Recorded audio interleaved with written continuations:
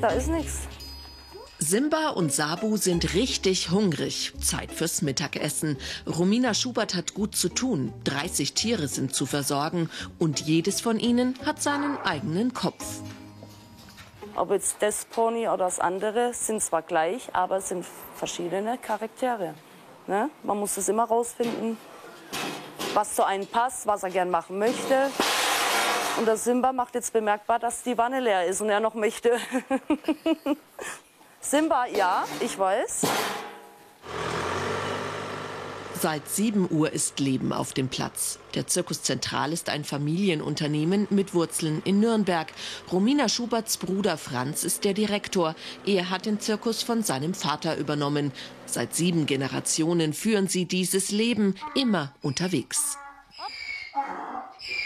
Ich kenne es gar nicht anders und es ist ein ganz besonderes Leben. Also wenn man Zirkus aufwächst, man hat immer andere Städte, andere Leute lernt man kennen. Und es ist das Gleiche, aber es ist immer was anderes trotzdem. Währenddessen laufen im Zelt die Proben für den Abend. Seiltänzerin Naomi Helini trainiert täglich. Die Kunst des Balancierens hat sie bereits mit 5 von ihrer Oma gelernt. Und der Zirkusdirektor muss rauf in die Kuppel, defekte Scheinwerfer auswechseln. Franz? Ja? Der obere links ist der Scheinwerfer auch kaputt. Links oben. Sehr empfindlich, das neue Licht. Wenn da ein bisschen was ist. Jetzt brennt der Franz, jetzt kommt er.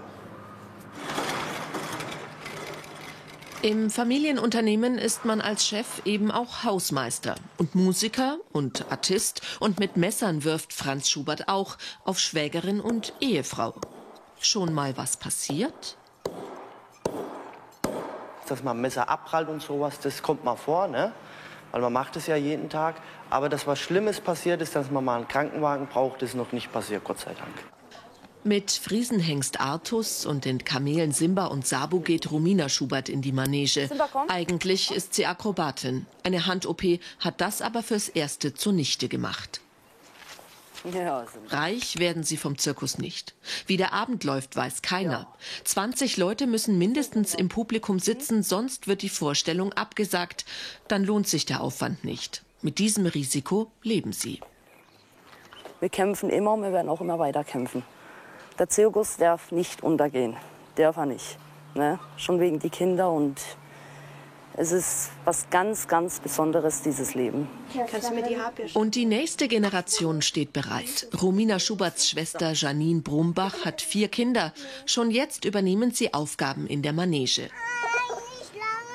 Da sind wir.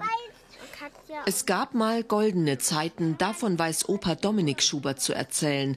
Mit Raubkatzen, Bären und waghalsigen Darbietungen lockten sie das Publikum in Scharen in ihr Zelt. 1200 Menschen passten rein.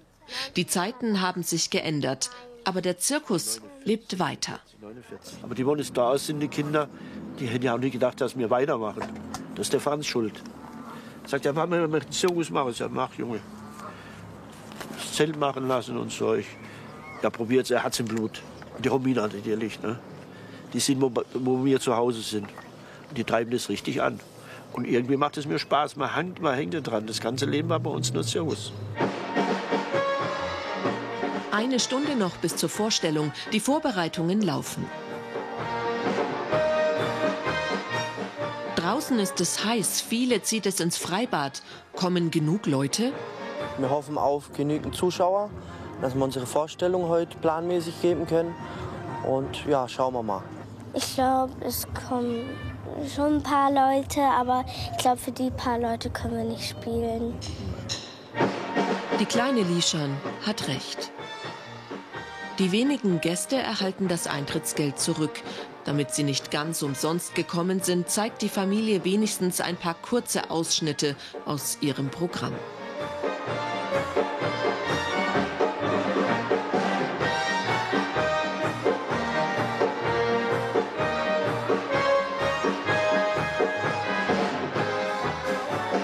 Ein paar Tage bleiben sie noch am Ort. Dann heißt es wieder packen und weiterziehen. Ihr Motto: fest zusammenhalten, nie die Hoffnung aufgeben und weiter den großen Traum vom Zirkus leben.